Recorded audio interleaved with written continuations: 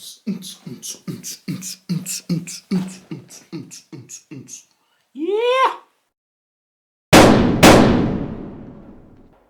Welcome back, I'm Grimdork, and today we are speed painting this little idiot. Woo! There he is. Yeah, Genestealers. They're awesome. We know them, we love them. So in my last video I spoke a little bit about why I thought that Tyranids were a great first faction for Kill Team. And a big part of that was the painting. They're so easy, simple, straightforward, fast and fun as hell to paint, and that was a big factor in deciding the #1 spot. So if you've watched a few of my previous videos, you will already know that I feel very strongly about this idea that you shouldn't lean too hard into what is the most competitive, what is the best thing. Most of us got into this hobby to have fun, and that's where the focus I think should be, is having a blast with your mates.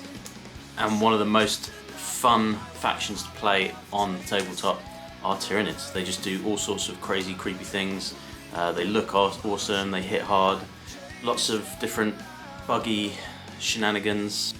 And they're also so iconic in the Warhammer 40k universe. I remember playing Space Hulk as a kid and just being scared to death of these crazy, creepy bugs like creeping down the corridors and stuff like that. So another thing you will have learned is that I am an excessively lazy painter. I'm not bothered about spending hours and hours and hours on each model. Like I do get a lot of joy out of painting. There's something very zen about it. I know that a lot of people over the past couple of years, with all the craziness that's been going on in the world, have found this hobby as a means to cope with the pressure and stresses that they're going through, that everyone's going through. So there's definitely something to be said about just switching off and painting for a few hours. It's incredibly relaxing. I think it's very good for the soul. But I am, at my core, a very impatient and lazy person.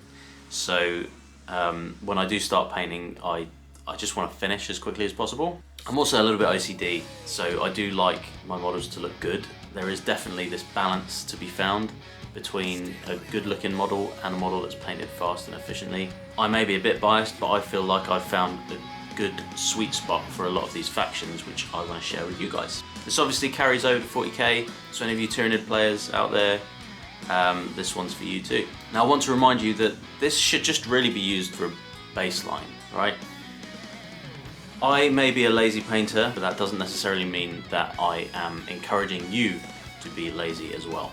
Take your painting as far as you want to, but the most important thing is to just have fun with it. Don't feel any pressure. The minute you start putting pressure on yourself to paint like some of the greats out there, that's the minute you're going to stop enjoying the process and get bogged down, and that's when you end up with shelves full of unpainted models. The process should be fun, and again, that kind of sweet spot of getting the models looking good, but in a manner that is not too time consuming, not too stressful. I think that's really key for a lot of us out there who just want to get our models painted and on the tabletop as quick as we can. It makes the whole process that much more enjoyable, I find. So not counting the building and the priming and waiting for layers of paint to dry, I am expecting to get this guy finished in about 20 or 25 minutes of actual brush time, which means you can get built and painted with a whole kill team of Genestealers in a couple of hours. They may not win any awards, but I do think you're going to be quite happy with the results. And again, you can build on it from there if you want to go a little bit further with more edge highlights and more detail and things like that. It's totally your call. There are plenty of other tutorials out there which focus on the more advanced aspects of painting minis, but that is not what this channel is about. I am just about having fun and being lazy and owning it. So if you are new to this hobby, or you feel like your painting sucks, or you are just very impatient like I am, this hopefully will be the video for you. So let's get to it. Look at this guy, metal as f. Alright, for this little dude we're going to be using contrast paints and dry brushing, and then some technical paints for the base. Now you can really use any colour that you want. It's one of the beauty of painting a faction like Tyranids is you can really go crazy with colours and bringing your personality out and whatnot. I'm going to do something that is relatively similar to the box art, except with something a bit brighter on the claws, mostly just because I love Tesseract Glow. It's one of my favourite paints. I use it a lot with Necrons. It's just really dope. It just it really pops and kind of gives a sort of toxiny, poisony vibe to them. So I think that's kind of cool. But feel free to do whatever you want. The reason I tend to base with contrast paints is because we're going to do quite a heavy dry brush over the top. And all the bits that are going to be hit with the dry brush, you don't want them to be too saturated with pigment. But you do obviously want the pigment to be heavy in the recesses. So I just find it works really well for this particular application. Again, use whatever colour you want. We are going to use Magos Purple today for the base. So obviously I've primed in white because you want that colour over the top to really pop as much as it can. The brighter the base colour, the better, and you'll see why as we go. So yeah, that's the first port of call. We're just going to slap on some Magos Purple all over this bad boy. Obviously, as we're doing a coat over the whole mini, don't use too fine a paintbrush. I'm using a Regiment brush from the Army Painter. So don't be scared of just slapping this on. It doesn't need to be pretty because we're going to be dry brushing right over the top. It does need to get into all of the recesses. And you don't want it to clutter up the detail. So if you feel like you've used a little bit too much in one place, just use your brush to sort of move it around. You can use like a normal paint for this, like a normal base paint or a layer paint, but as you'll kind of see here, like it'll look darkest in the recesses and it makes the dry brushing that little bit easier because it's not quite so prominent on the flat parts. Realistically, I don't think it really matters. It's just my personal preference. I love contrast paints. They get a bit of stick. Some of them are naff. They all react a little bit differently. I've got a few that I use all the time because I just find that they're great. I love this one for Tyranids. Obviously, I just think it's just the right colour.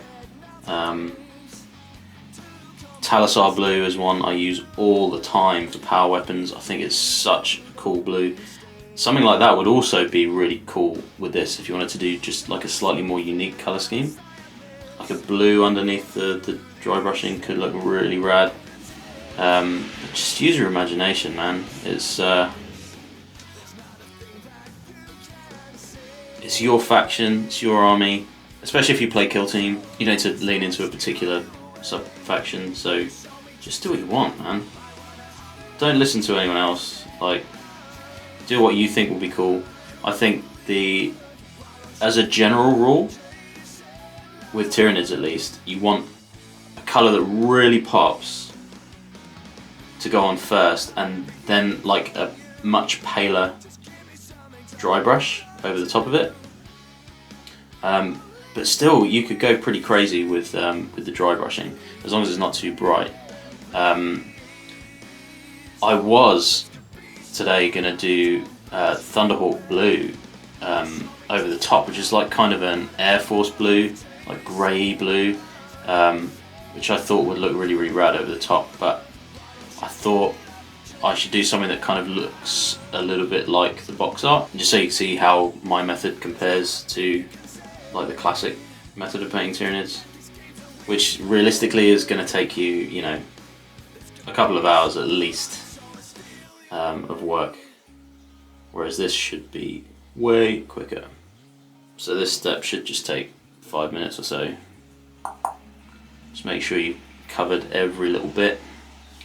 It doesn't matter too much if it goes kind of gloopy.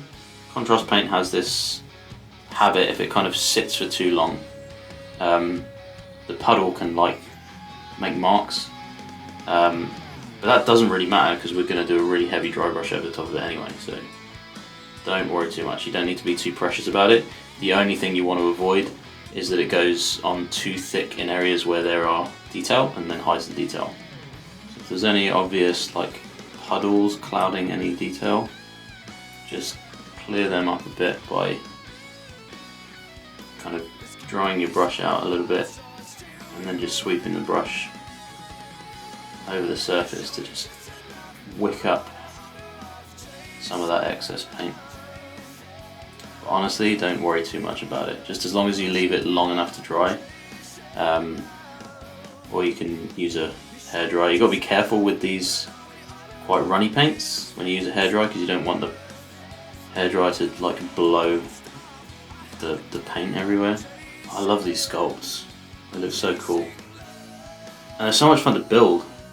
As I explained in my last video, they've got that kind of ball and socket attachment for the arms, so you can really just stick the arms any way you want, make them flail around. I reckon that's it. Just don't want to get too much in the eyes because we're going to go over the eyes later with some red. I also probably should have avoided doing the tongue, to be honest, because that's going to be bright red afterwards.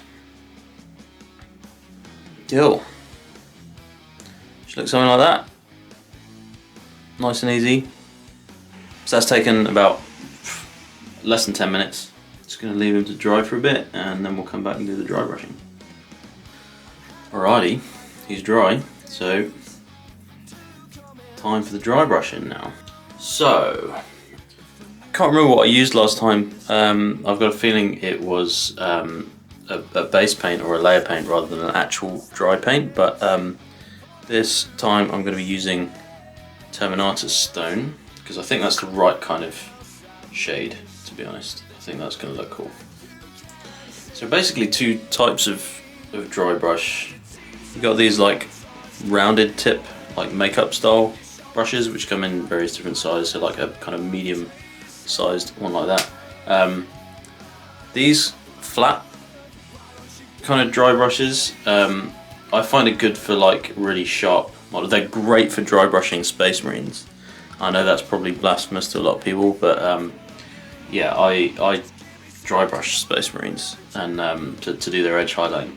And using like a small sharp brush like that and just very gradually kind of running it along the model, like the sharp parts of the model like that, is a great way to do the edge highlighting. But for this we're going to use this kind of round style. We're going to dip it in there and just on a piece of kitchen towel or newspaper or whatever, just going to rub that in. We're going to get most of paint off the brush. Now this is going to be quite a heavy dry brush, but that being said, don't overdo it, right? You can always add more, so less is more at this stage. So this is literally going all over. I put on quite thick, but you're just kind of scraping it over the surface. Try and put it on quite thick on the claws because that will save you some time in the next step. Because usually I block in the claws with a couple of thin layers of white scar before I put the colour over the top of them. But I'm going to try it this way today, like just going quite heavy on the claws to make them basically white. And then hopefully the Tesseract glow can just go straight over the top. We'll see. See how that goes. You're along for the ride. So, but this should hopefully take you just another 5, maybe 10 minutes tops. You can see it start to come together already. Like it, just how that purple kind of pops through Again, go quite thick on the tongue, or you could just like have avoided the tongue in the last step, which I didn't, which was kind of silly. But the red's gonna like cover it anyway, so it doesn't matter too much.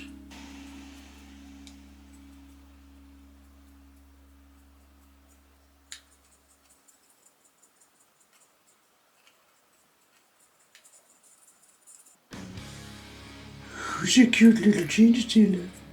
You are, yes. I shall call him David. David the Mighty Boy. My neighbours are right outside and they can absolutely hear me talking to David the Genestealer, which is awesome. Not going to be awkward at all tomorrow morning. See how that purple just kind of nicely pops through?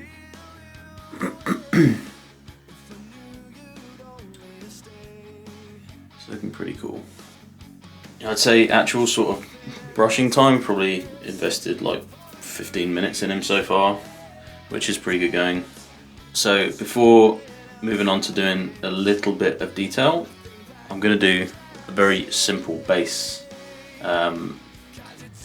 because that'll take a little while to dry. So I can do the detail while it's drying. And for that, again, I'm super lazy when it comes to bases. I'm going to use some Sterling Mud, or I think for some reason this one's called Sterling Battlemire. I don't know whether they've changed it or something. It's just going to give like a nice muddy look to the base. I like to kind of dab it onto the feet and up the legs as well, make it look like he's been sort of trudging through the mud. I don't really like the little texture tools. I've just got like a really crummy old brush somewhere, which I just like slap this stuff on with, so I can just kind of move it around, get it where I want, and then I just finish the rim of the base in about in black. You know, it's lazy. People are super into bases nowadays. I find like they go really crazy on the bases, and that's cool. It's just, again, like, not for me. I think it's something that I would do on characters and stuff, but on just like little dudes, I think there's probably more argument to do it on your kill team, because you've only got a few models on the board, so why not spend a little bit more time? But again, like, we're concentrating on this idea of just getting them finished as quickly as possible, just so you've got a baseline, and then, you know, build from there. If you like to do, you know, crazy detailed bases, then go for it. It's cool, man. Do what you want, right? Yeah. Oh, where's my dirty old brush? It's all, see, it's just like utterly caked in Sterling mud. It's its only function in life is smushing Sterling mud onto bases of miniatures. Try to be careful to not get it on the side of the rim. But other than that, like, it doesn't matter if it gets on the miniature. It kind of, I think that adds something to it. Just sort of like I say, it makes it look like it's been sort of traipsing through the mud a bit. So just sort of like dab it on here and there.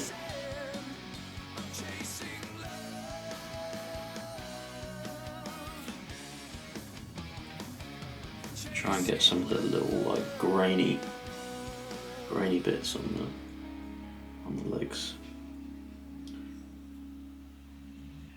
Cool. This stuff takes ages to dry, so you know, I'll probably help it along with the hairdryer in a bit. But in the meantime, that dry brush should be. I used actual dry paint this time around, so it dries super fast. So we'll just get started. The last guy I did had extended carapace, so that, you know, that would look cool, because you can kind of add a little bit of extra detail. This guy's going to be like relatively basic, but what we're going to do, like this top little bit of armor on the top of his head here, we're going to do a darker purple. What have I got? I've got Shyish Shyish Purple. That's another contrast paint. Just to add a bit of contrast, and like I say, yeah, if you've got the like carapace on its back, then do that in the same color, I guess, and then give it a light dry brush of a paler purple afterwards, just to kind of get the edges looking, you know, popping a bit. And then we're going to just dot in the eyes and do the tongue with Blood Angels Red.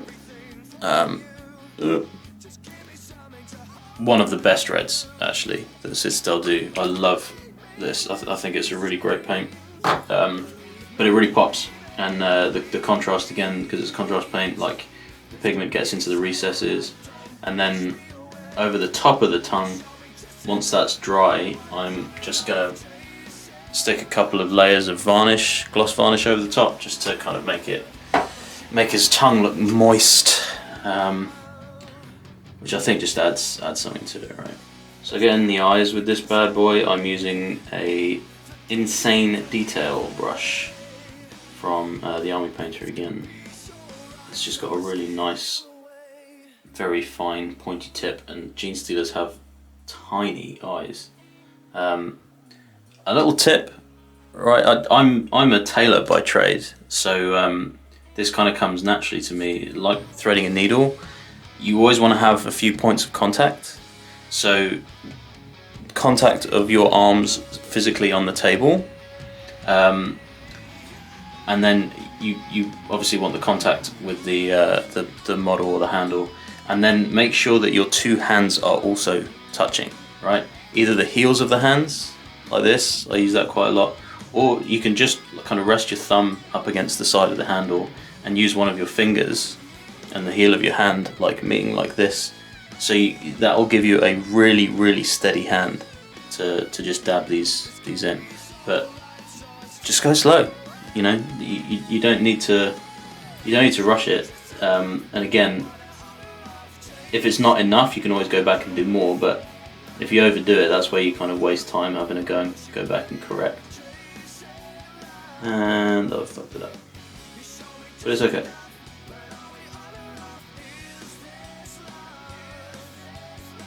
Splodged it on the side. I don't know whether you can see that, but if you kind of splodged it a bit too far, there's no way you're going to see that. But I've just put a little bit onto his cheek because I went in at the wrong angle trying to help you guys see. But you can just wait for it to dry and then go back over with your dry brush, just neatly over the top, and that'll hide that. So it's not a big deal. And then I'll use a slightly bigger brush to do the tongue. So like a layer brush or something like that. Just trying to avoid the teeth. Actually, I'll retract my previous statement. I think it might be better to stick the purple and the dry brush on the tongue, because it actually seems to add a little bit of extra like texture to it. You can because this is a contrast paint, you can kind of see the texture underneath. Kind of makes it look a little bit more kind of, I don't know, gory and organic in a way. Cool. Man, I love this Blood Angels Red. I think it's great. It's a real proper red. It would be great for Blood Angels. A little bit scarier now. So just a slightly contrasting colour on, so any kind of armory bits, carapace, or like a lot of them have these kind of weird plate things on the front of their heads. Anything like that, pick up in a contrasting colour, I think is important, because this is obviously super basic. We don't want it to look super basic by the time it's finished. Then there needs to be 2 or 3 colours in contrast with each other, but still with like an underlying theme, right? So the purple's kind of our underlying theme, even though you don't see very much of it. So just to draw a little bit of attention to that, like having a slightly stronger purple will just help that along a little bit. That might be just complete rubbish, but that's the way I kind of try to view it. And then you know, as you'll see shortly, we're going to do these rending claws in like a super intense green. Yeah, so they really pop. Again, this is a contrast paint, so it's going to sort the shading out for you. Just got to be a little bit cautious not to sort of splodge it on anywhere. It needs to be thick enough that it hits the recesses. That'll do, David. You're looking very handsome. So I'm just going to quickly go back to some of that Terminatus stone, but rather than using the dry brush I was using, I'm going to use like a slightly seized up cheap normal brush, just so I can be kind of selective with where it goes. Just on the edge of that cheek.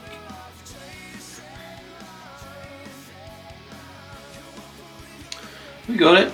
Easy as that. What I usually do with these claws is just block them in with some white scar. A couple of them are kind of very purpley, and because Tesseract Glow is like, it's more of a wash really. It's not really a contrast paint. It's very thin. It's not going to hide that purple. So what I think I'm going to do is actually use some more of that dry brush paint on a normal brush. I don't think this is going to work, but I'll try. Hey, yeah, that's working. Cool. Just to block them in and make them a bit more uniformly ivory. So the bottom line, if you want to get these done fast, just it pays to take a bit more care than maybe I have done here on the previous step. So make sure you get plenty of that dry brushing onto the claws themselves, so you can barely see any of the purple, and then the green can just go right down on top of them, or whatever colour you're planning on using. You know, most people will do like a red or a purple or a pink or whatever. I don't dig it, to be honest. But you know, they're your models, so do whatever the hell you want to do. It's all good. But I just kind of like I like that really intense colour, just to sort of draw the eye of it. It's a really cool colour too. I told you I was lazy. Like, I should really be putting two very thin, careful coats of white over the top of these. But nah. It's kind of clumpy, which might look cool. It might look terrible. But we'll find out together, gang.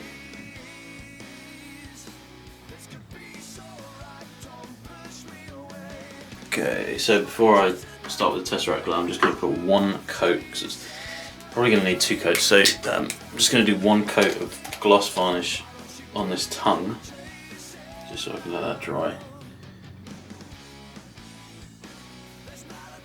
If you want to get a whole squad done fast, then you've got to really try and be efficient about, you know, what can you do while something is drying. Right, there might be other parts of the model that you can focus on. So it's one of the reasons why I get the mud on the base, like at that stage, because I'm not painting anywhere near the base, so it can just like make it start drying. Man, I love this stuff. It's so good, especially for Necrons. Man, it's so good for Necrons because it does literally kind of leave a glow effect if you kind of smush it on around the areas that you've painted. I'm not going to do that with this guy, but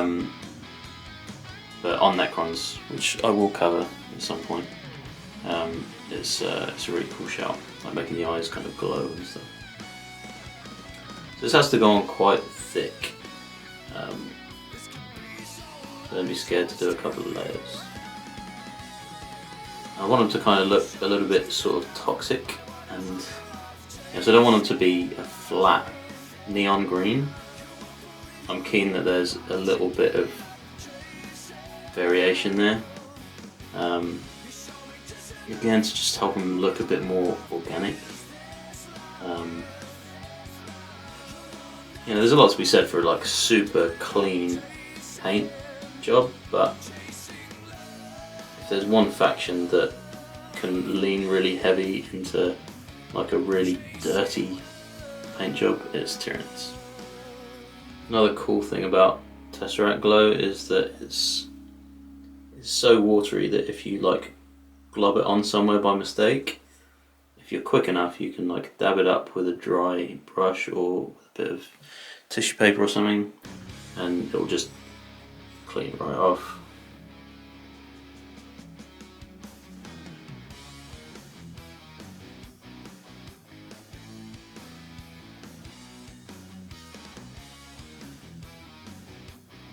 And that's him basically done. Nice, quick and dirty paint job. Get them on the table as quick as you can. Oh man, those claws look so cool. Love this stuff. So yeah, nearly there. Well, it basically is there, really. It's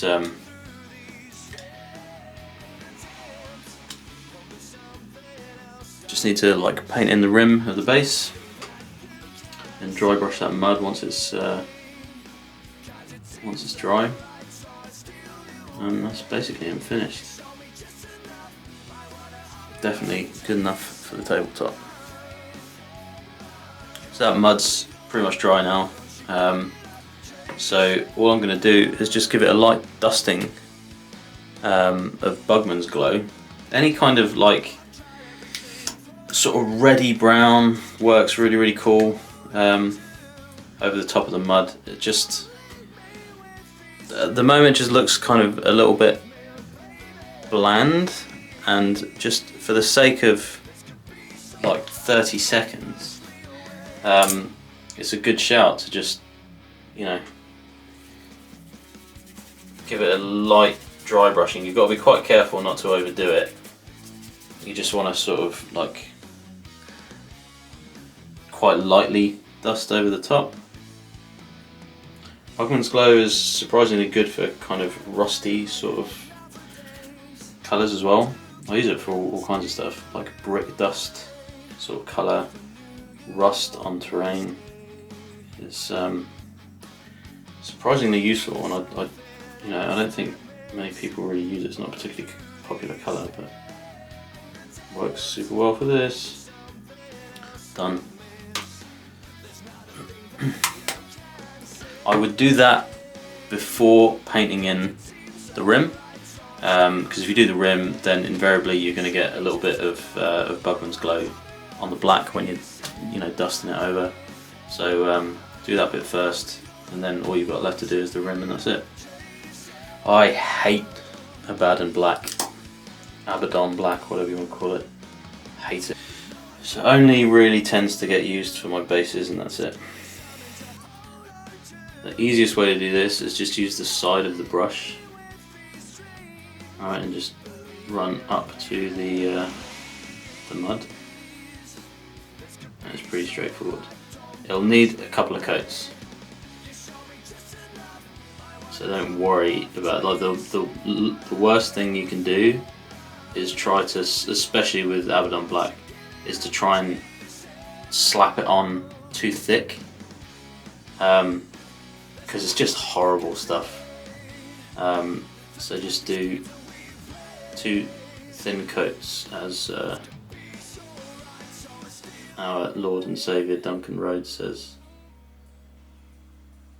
So that, dead easy. Pretty old school, but I'm an old school kind of guy.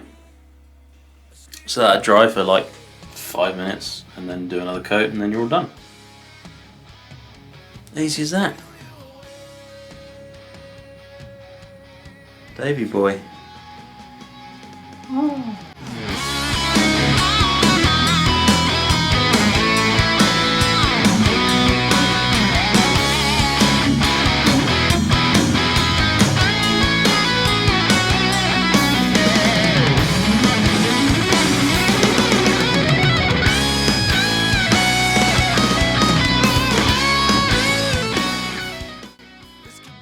There he is. How easy was that? It's done alright. I mean, actual brush time, I was kind of faffing around a little bit more than I would normally. That probably only took kind of 30 or 40 minutes of actual brush time.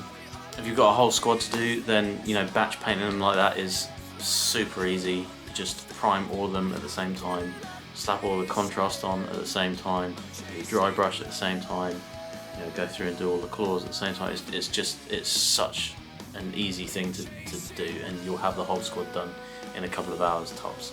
Like I said, he's not gonna win any awards, but look surprisingly good for the time investment. And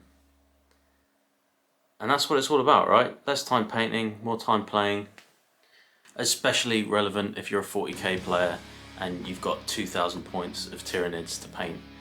Because it's a horde army, you know, you can apply this to termagants, homagants, you know, all of your little models where you've just got hundreds of the things that you need to get painted, and you just, I mean, what a daunting task, like, to just look at this ocean of unpainted plastic and think about the time investment, right? That's going to take a massive chunk out of it, right? This is out of context. You know, seeing this one model on its own is completely out of context. They look twice as good when they're in squads, and 3 times as good when they're at a distance, right? So, you know, it's an army that you can be proud of, even though you haven't really put a great deal of time or effort into painting each model. We've got a whole bunch more of these speed painting videos in the pipeline, so stick around, please subscribe, like, comment, all that good stuff. Keep this train rolling. Also, hopefully in the next couple of weeks I'll do some terrain speed painting too. Thanks for sticking around, I'm Grimdork, and I will see you next time. Buddy David, you're so handsome!